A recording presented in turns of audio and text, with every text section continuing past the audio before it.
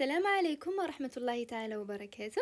J'espère que vous allez bien. On se retrouve aujourd'hui pour une nouvelle vidéo, toujours avec les cours à la pédiatrie. Aujourd'hui, Inch'Allah, on va faire ensemble la leishmaniose viscérale. Alors, Inch'Allah, on va voir une définition, l'épidémiologie, l'agent causal, le diagnostic positif, les formes cliniques, les diagnostics différentiels et enfin le traitement. Et on commence bismillah par la définition.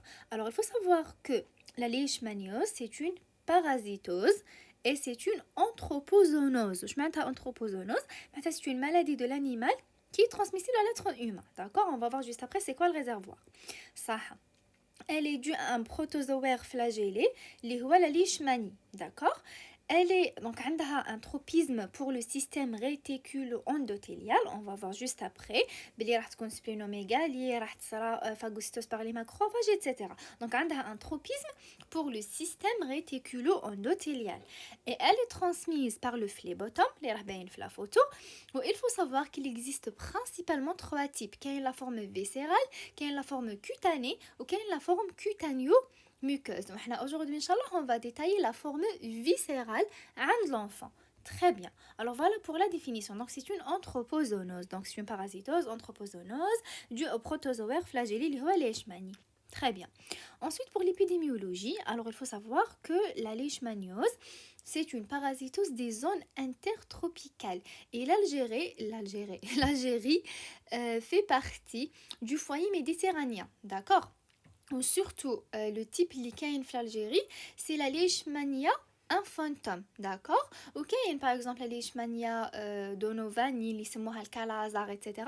Mais surtout c'est leishmania infantum, d'accord? Donc c'est ça pour le plus important pour l'épidémiologie. Alors fait le cours, c'est un cours qui est long pour moi pour rien. Donc il y a des notions importantes les لازم نكونوا عارفينهم هما اللي درتهم في هذا le résumé, d'accord? Très bien. Alors كملنا la définition de l'épidémiologie. Ensuite, l'agent causal. Alors, le parasite, il faut savoir belli عنده un stade amastygote ou un stade promastygote. D'accord? Pour le stade amastygote, il est immobile ou généralement il est عند l'homme, il est en intracellulaire, principalement les macrophages, d'accord? En intramacrophagique. Ou quand il le stade promastygote, هذا اللي يكون mobile, d'accord? كي نقول يكون mobile معناتها يكون عند الفليبوتوم. D'accord? Donc ويكون ثاني في الميليو de culture.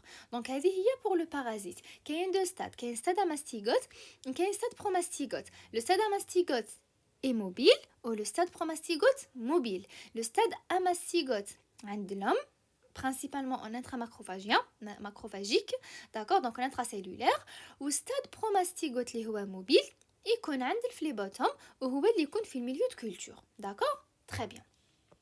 Ensuite, le cycle. Alors voilà le cycle, باش نزيدو نفهمو bien le stade amastygote ou primastygote. Alors نبداو أول حاجة le phlébotum. Alors le phlébotum prend un repas de sang ياك عند l'homme. Donc il va injecter le promastygote, la forme promastygote dans la peau parce que حكينا باللي في l'intestin تاع الفليبوتوم مش كاين la forme promastygote. D'accord, donc تصرى l'injection تاع البروmastygote dans la peau. ومن بعد واش يصرى les promastygotes sont phagocytés par les macrophages. D'accord? Donc les promastygotes sont phagocytés par le macrophage. Ensuite, les promastygotes se transforment en amastygotes dans les macrophages. Donc les promastygotes, on va faire le macrophage, il y a des promastygotes, des amastygotes, pardon. D'accord? Ensuite, les amastygotes se multiplient dans les cellules. La forme amastygote est principalement en intracellulaire. D'accord? Ou surtout les macrophages. D'accord? Donc les macrophages ont des différents tissus. Ensuite, يعاود يجي الفليبوتوم et il prend un repas sanguin. هي شوفوا الفليبوتوم كي يدير lorsqu'il prend le repas sanguin, bien sûr que راح يدي la forme amastygote راح يحط la forme promastygote. D'accord? Donc ça se fait en même temps. Donc يحط البروmastygote ويدي l'amastygote. Alors l'ingestion t'as les macrophages ils sont infectés par les amastygotes. D'accord? Donc c'est l'ingestion de macrophages infectés par des amastygotes. D'accord? Très bien. Ensuite, c'est l'ingestion d'une cellule parasitée. Donc les amastygotes se transforment en stade promastygote dans l'intestin تاع الفليبوتوم. D'accord? Donc هو خذاهم من le corps humain genre le repas sanguin تاعو في la forme amastygote اللي كانت en intracellulaire en intramacrophagique. En بعد هذوك les amastygotes ils vont se transformer ويولوا des promastygotes في l'intestin تاع الفليبوتوم. عليها قلنا la forme promastygote هي اللي جايه في الفليبوتوم باش تشفاو عليها في زوج بداو بالبي. داكور promastygote والفليبوتوم. Très bien. Ensuite sera la division dans l'intestin et la migration vers les trompes. بعد واش يصرى يعاود الفليبوتوم il prend un repas sanguin et il va injecter le promastygote dans la peau. Donc هذه هي الفليبوتوم il injecte la forme promastygote ou يدير l'ingestion تاع la forme amastygote. Donc la forme amastygote تولي promastygote في l'intestin تاع الفليبوتوم. وفي le corps humain la forme promastygote تولي amastygote في les macrophages. Donc tout simplement هذا هو le cycle. Très bien. Ensuite, le réservoir, donc c'est le chien. C'est une anthropozoonose, d'accord? Donc le chien. Et le vecteur, c'est le phlébotome, d'accord? Il faut savoir que la transmission doit faire intervenir le vecteur, maintenant le phlébotome, sauf dans quelques exceptions. En cas de transfusion du sang parasité, donc تقدر تنتقل leishmaniose par la transfusion du sang parasité, par toxicomanie ou par voie transplacentaire. D'accord? Une autre voie, c'est l'écrasement du phlébotome sur la peau. D'accord? Donc, les cas, donc les autres voies de contamination par la leishmanie. D'accord? Très bien. Ensuite, les facteurs de risque. Alors, c'est quoi les facteurs de risque? Les font l'enfant يمرض بلا leishmaniose. Donc, c'est les facteurs génétiques. D'accord? La prédisposition génétique. La malnutrition et l'immunodépression. Donc surtout c'est la malnutrition et l'immunodépression. D'accord? Donc généralement il y a un terrain. Donc voilà pour l'agent causal. حكينا على الباراسite, حكينا على السيت, حكينا على le réservoir, على le vecteur, les autres voies de contamination, حكينا les facteurs de risque. Maintenant, on va le diagnostic positif. Alors, on commence par l'anamnèse. Bien sûr, on va la zone d'endémie. D'accord? Est-ce qu'on est dans une zone d'endémie ou pas? Comme on a l'Algérie fait partie des zones d'endémie. Voilà, on a l'épidémiologie. Alors, voilà, l'Algérie fait partie du foyer méditerranéen. Les zones d'endémie, donc les zones intertropicales. D'accord? Ou surtout, c'est la leishmania infantile. D'accord? Ça. Ou généralement, ce qu'on a de l'enfant est inférieur à 5 ans. D'accord? Donc c'est l'enfant inférieur à 5 ans. Ensuite, la clinique. Alors, il faut savoir que le début est progressif. D'accord? Ou il y a une fièvre avec altération de l'état général. Ou il faut savoir que la phase d'incubation, elle est longue. Alors, une semaine jusqu'à plusieurs mois, voire même une année. D'accord? Ou c'est une phase silencieuse. La phase d'incubation, c'est une phase silencieuse et c'est une phase longue. Très bien. Ensuite, la phase d'état. Alors la phase d'état, on a une triade typique. Alors la leishmanie, la leishmaniose, la fièvre, altération d'état général, une pâleur cireuse, qui nous pâleur cireuse, mais la cire. D'accord? Donc une pâleur cireuse et spléno-hépatomégalie. Donc hépatosplénomégalie. Donc la splénomégalie est vraiment volumineuse, la leishmaniose. D'accord? Donc c'est la triade typique, mais il faut savoir qu'il existe plusieurs formes cliniques. قبل ما نحكيو على الفورم كلينيك راح نحكيو على les caractéristiques تاع la fièvre. Alors la fièvre la leishmaniose, il faut savoir que c'est une fièvre au long cours, d'accord? C'est une fièvre qui est rebelle à toute thérapeutique. D'accord? Donc on va voir elle répond à quoi? L'essentiel elle est rebelle, donc elle est au long cours et elle est rebelle, le paracétamol, etc. Donc les antipyrétiques. Et elle est irrégulière. Elle a la fièvre folle, d'accord? Donc la fièvre en plateau, elle est inhabituelle, la leishmaniose. Donc la forme la plus typique, c'est la fièvre folle, la fièvre irrégulière, d'accord? Donc la fièvre en plateau, elle est inhabituelle. Très bien. Il faut savoir que généralement il y a un double pic quotidien où la température est supérieure à 40 degrés Celsius. Donc voilà concernant les caractéristiques de la fièvre en cas de leishmaniose. Ensuite, la triade typique, fièvre, altération d'état général, pâleur et hépatosplénomégalie, je vous les autres formes. Donc il y en a plein, d'accord? Alors, il y a la forme apéritique. Donc, il y a leishmaniose sans fièvre. C'est un problème. Donc vous voyez les formes cliniques, le problème est diagnostique. D'accord? Donc on peut passer à travers, c'est un problème. D'accord? Donc tu peux dire leishmaniose apéritique. تقدر تكون une forme avec le SAM. Donc le SAM c'est le syndrome d'activation macrophagique, d'accord? Ça c'est une nouvelle entité fait plusieurs pathologies, d'accord? Donc c'est très intéressant. Je vous invite à تقراو عليه le syndrome d'activation macrophagique. Donc c'est un orage cytokinique. هذه هي. Ensuite تقدر تكون كاينه une leishmaniose sans splénomégalie. Donc vous voyez, donc apéritique ما تبلا la fièvre. Donc هذه déjà راحت وحده من la triatypique sans splénomégalie. Donc راحت la troisième la triatypique. Vous voyez. Alors هذه la leishmaniose sans splénomégalie تكون généralement عند l'adolescent عند l'adulte, d'accord?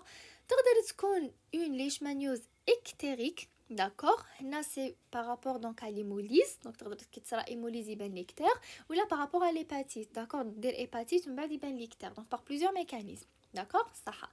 تقدر تكون leishmaniose ganglionnaire pure, d'accord, هذه ثاني c'est un problème diagnostique parce qu'il y en a plein de diagnostics différentiels. صح. تقدر تكون hémorragique معناتها purpura ولا hémorragie digestive, هنا ثاني c'est un problème parce que كاين بزاف les causes. تقدر تكون un tableau digestif, donc elle va se manifester juste par une diarrhée chronique, d'accord. Qui a la forme œdémateuse, d'accord. Donc elle est aggravée par la malnutrition, par l'hypoalbuminémie, d'accord. Donc قلنا بلي تكون كاينه altération de l'état général, etc. Donc تكون malnutrition, donc تقدر تمد لي زودام، داكوغ. ولا سيت، دونك لا سيت هي داخله مع لي زودام، داكوغ. اذا سقساكم ولا على لا سيت، وي كاينه لا فورم افيك اسيت اللي هي داخله مع لي زودام. Très bien. تقدر تكون une forme avec atteinte rénale, donc la néphrite. C'est vrai, elle est rare, mais elle existe, d'accord. وتكون surtout les glomérulopathies à complexe humain, d'accord.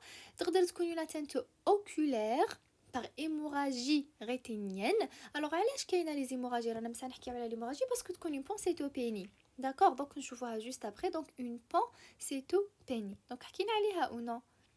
نو ما حكيناش، معليش دوك نكملوا لي فورم كلينيك نعاودو نوليو، داكوغ صح. وتقدر تكون avec atteinte respiratoire, une pneumopathie ou bien la laryngite, d'accord. donc هادو كامل هما لي فورم كلينيك تاع لا ليشمانيوز. il faut savoir بلي ما كانش une forme avec arthrite, d'accord. donc j'ai trouvé ça une question قلت نحطها لكم. donc ما كانش une forme avec arthrite، ما تطيحوش في هذا البياج. très bien. alors بعد ما شفنا لي فورم كلينيك وشفنا sur le plan clinique واش كاين، فوالا نرجعوا لو بلان بيولوجيك. alors واش كاين sur le plan biologique؟ في l'hémogramme في الفناس نلقاو une pancytopénie. vous voyez بلي كامل لي ليني يكونوا هابطين، دونك لوجيكمون كي يكونوا هابطين لي بلاكيت راح تصرى ليموراجي، يكونوا هابطين لي غلوبول بلون راح تصرى لي زانفيكسيون، دونك بنوموني ايتترا. دونك vous voyez عليها كاين كامل هذوك لي فورم كلينيك. وتكون هابطه ليموغلوبين، دونك لي غلوبول روج، تكون كاينه من انيمي، داكوغ. هذه هي. وهنايا ثاني دونك لابسونس، كاينه لابسونس كازي توتال دي ايوزينوفيل. alors voilà ما يمدلكمش بياج في لي كيسيون جور hyperiosinophilie. il y a pas d'hyperiosinophilie في la leishmaniose, d'accord. il faut garder ça en tête. كاين une pancytopénie, d'accord. une pancytopénie معناتها لي globules rouges هابطين، لي globules blancs et les plaquettes, d'accord. Très bien. Il y a un syndrome inflammatoire, donc l'AVS qu'on accéléré, le com positif, ou il y a une dysprotidémie. Et là, je fais bien la leishmaniose, l'albumine تكون هابطة والجاما globulines يكونوا طالعين. عليها قلنا dysprotidémie. donc l'albumine تكون هابطة والجاما globulines تكون طالعة. Très bien. donc هذه sur le plan biologique واش كاين. Ensuite, لازمنا une preuve parasitologique. Vous voyez les signes اللي شفناهم في la clinique, donc les formes cliniques, ما كانش حاجة spécifique, d'accord. même في la biologie, donc كاين بزاف لي diagnostics différentiels. عليها لازمنا une preuve parasitologique. alors كيفاش نديرو la preuve parasitologique؟ soit par ponction de moelle osseuse, soit par ponction de ganglion, soit par une ponction splénique, d'accord. المهم وين راه عندنا البروبليم نسيو نديرو لا بونكسيون. سوا نقدروا نديرو ثاني بيوبسي جيجونال، ونقدروا نديرو اون بونكسيون بيوبسي دو فوا، داكور. دونك هيباتيت، دونك على حسب لو تابلو اللي كاين، داكور. ليسونسيال لازمنا اون بروف بارازيتولوجيك. ومن بعد ما نديرو لا بونكسيون ولا لا بيوبسي واش نديرو لا كولتور او ميليو انانان، داكور. هذه هي. نقدروا ثاني نديرو لا سيرولوجي، بي سي ار، اليزا ايتترا. ليسونسيال واش لازم نشدو سي كو لازمنا اون بروف بارازيتولوجيك. تري بيان. alors voilà pour le diagnostic positif. شفنا l'anamnèse، شفنا la clinique، شفنا la biologie et les preuves parasitologiques، وشفنا les formes cliniques. maintenant les diagnostics différentiels. alors اذا كنا devant une fièvre avec splénomégalie واش نخمو في هذه اللي نمرتها en rouge، c'est les hémopathies malignes. D'accord, donc c'est le principal diagnostic différentiel, c'est les hémopathies malignes. Alors c'est la leucémie, lymphome, réticuleuse maligne. Donc هذه أول حاجة نخمو فيها. Donc لازم il faut garder ça en tête. كي تكونوا par exemple هكا une maladie rare ولا تقراو une maladie rare ماشي معناتها كي درتو داك لو كور مليح معناتها المرض اللي تشوفو عنده فيفر سبلينوميغالي صاي هذا ليشبانيوز نو. alors il faut évoquer les diagnostics les plus fréquents. d'accord, alors نبداو نخمو ديجا كي تجيك بونسيتوبيني كي درت فورمول لقيت بونسيتوبيني تخمم في ليشبانيوز نو ما نخموش فيها au premier plan نخمو في لا لوسيمي نخمو في d'accord. donc هادو il faut les évoquer, donc c'est les plus graves et c'est les plus genre c'est pas vraiment fréquent mais par rapport aux leishmanioses c'est fréquent, d'accord, et c'est plus grave. Maintenant il faut les évoquer en premier, les hémopathies malignes, d'accord. ça alors leucémie, lymphome, réticulose maligne. Qui finit les autres causes infectieuses parce qu'on a une fièvre splénomégalie, quelle la fièvre typhoïde, brucellose ou le paludisme, d'accord. Et presque c'est la même donc نخمو فيهم كيما نخمو في la leishmaniose, d'accord. fièvre typhoïde, brucellose, paludisme, mais surtout il faut garder en tête les hémopathies malignes, لازم تخمو فيهم. très bien. ensuite إذا كانت une splénomégalie واش نخمو؟ donc عندك splénomégalie أول حاجة تخمم فيها c'est les anémies hémolytiques, d'accord, les anémies hémolytiques. ودرنا un cours كامل على les anémies hémolytiques, je vous invite تروحوا تشوفوه. voilà. نخمو ثاني في les maladies de surcharge, la cirrhose et l'hypertension portale, d'accord, mais surtout c'est les anémies hémolytiques. donc voilà pour les diagnostics différentiels. Alors on a vu jusqu'à maintenant la définition, l'agent causal, le diagnostic positif, les formes cliniques et les diagnostics différentiels. Maintenant pour le traitement, il faut savoir que qu'il y a un traitement symptomatique ou qu'il y a un traitement spécifique. Alors pour le traitement symptomatique, transfusion sanguine إذا احتجنا parce que قلنا راح عندنا une pancytopénie, d'accord, donc نديرو transfusion sanguine si nécessaire, d'accord. donc traitement symptomatique maintenant c'est à la حساب les symptômes, d'accord, c'est pas genre c'est pas spécifique على حساب نحتاجو transfusion نديرو transfusion, d'accord. صح. l'apport nutritionnel adéquat parce que قلنا تكون généralement une malnutrition associée, altération de l'état général, etc. traitement d'une éventuelle malnutrition, voilà, donc on a parlé de ça. antibiothérapie en cas de surinfection parce que حكينا pancytopénie donc ما كانش les blancs, donc risque de surinfection. donc إذا صارت une surinfection on traite par les antibiotiques. on donne les corticoïdes surtout les formes hémorragiques. et كاين ثاني la splénomégalie, donc c'est discuté, c'est au cas par cas. donc إذا كان vraiment le volume تاع la rate très important etc. هنايا on discute la splénictomie, d'accord. هذا pour le traitement symptomatique. Maintenant, c'est quoi le traitement spécifique? Alors, au premier plan, c'est les dérivés de l'antimoine. C'est le glucantime, d'accord, glucantime. Alors, كيفاش نمدوه 20 mg kilo jour. c'est نمدو 2 injections en intramusculaire profonde pendant 30 jours. d'accord, donc c'est ça le traitement à la leishmaniose. c'est le glucantime, 20 mg kilo jour, 2 injections en IM profonde pendant 30 jours. Ou le glucantime c'est un dérivé de l'antimoine, d'accord. il faut savoir qu'il y a des contre-indications à le traitement. principalement c'est l'insuffisance rénale, cardiaque et hépatique et la tuberculose pulmonaire. donc ce sont des contre-indications au glucantime. très bien. Maintenant, إذا درنا le glucantime, donc هذو الكونتراديكسيون معناتها سي بون هنا نفوتو l'autre traitement اللي on va le voir juste après. Maintenant, إذا درنا le glucantime, واش les risques اللي يقدروا يكونوا كاينين؟ alors soit les accidents ولا les incidents. alors عندنا soit la stibio-intolérance ولا la stibio-intoxication. alors il faut garder en tête que la stibio-intolérance تكون précoce, donc logiquement l'intolérance à un médicament تكون précoce. alors واش هما لي سيني تاع la stibio-intolérance؟ les frissons, les céphalées, éruptions cutanées, hémorragie, etc. وهنا إذا كانت كاينة une stibio-intolérance هنا c'est une indication تاع l'arrêt تاع le traitement, d'accord. donc c'est bon, le patient ne tolère pas les médicaments, donc il faut l'arrêter ou il faut tout un autre traitement.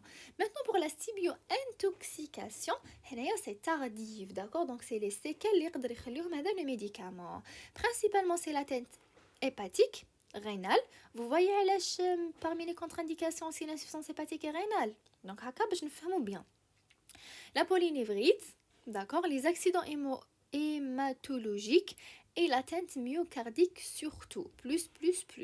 Elle y a parmi les contre-indications l'insuffisance cardiaque. Donc on ne donne pas le glucantime إذا كانت كاينة une insuffisance cardiaque parce que déjà parmi les parmi donc l'intoxication اللي يقدر يديرها les signes تاع l'intoxication c'est l'atteinte myocardique donc il est toxique pour le cœur d'accord très bien. Ensuite, en cas de résistance le glucontime, en cas de contre-indication ou en cas de maltolérance, nous نمدو l'amphotéricine B اللي هي الفنجيزون. d'accord sûrement راه جات عليكم الفنجيزون في لا بيدياتري. alors الفنجيزون شحال نمدو من 0.1 ملغ كيلو جور ونبداو نطلعوا حتى نلحقوا ل 1 ملغ كيلو جور داكوغ ونمدوها اون ايفيال دونك الجلوكونتيم يتمد اون نيام والفانجيزون تمد اون ايفيال ان جور سور دو pendant 30 jours d'accord نقدروا ثاني نمدو لومبيزوم d'accord نمدوها par donc 3 ملغ كيلو pendant 100 jours ensuite نزيدو une injection 3 ملغ كيلو au 10e jour d'accord donc نمدو 3 ملغ كيلو pendant 5 jours ensuite on refait la même chose au 10e jour donc نمدو la même dose au 10e jour donc voilà concernant le traitement spécifique. Alors شفنا le traitement symptomatique, شفنا le traitement spécifique وحكينا على le glucontime وعلى les contre-indications وعلى la stibio-intolérance و stibio-intoxication وحكينا على le traitement تاع اللي ندوهم deuxième plan genre إذا كانت en cas de résistance ولا contre-indication اللي هو l'amphotéricine B. Donc voilà. Ensuite pour l'évolution sous traitement, il faut savoir que l'efficacité en premier elle est en premier évoquée devant la disparition de la fièvre d'accord donc quand la fièvre maintenant le traitement est efficace d'accord il faut savoir que la moelle se stérilise au bout de 2 semaines d'accord voilà alors voilà هذوما les points les plus importants في le cours تاع la leishmaniose viscérale chez l'enfant إذا استفدتوا قولوا لي في كومنتير وبارطاجيو لا فيديو سورتو باش لي زوتر ميدسان ثاني يستفادوا ان شاء الله ربي يوفقنا والسلام عليكم ورحمه الله تعالى وبركاته.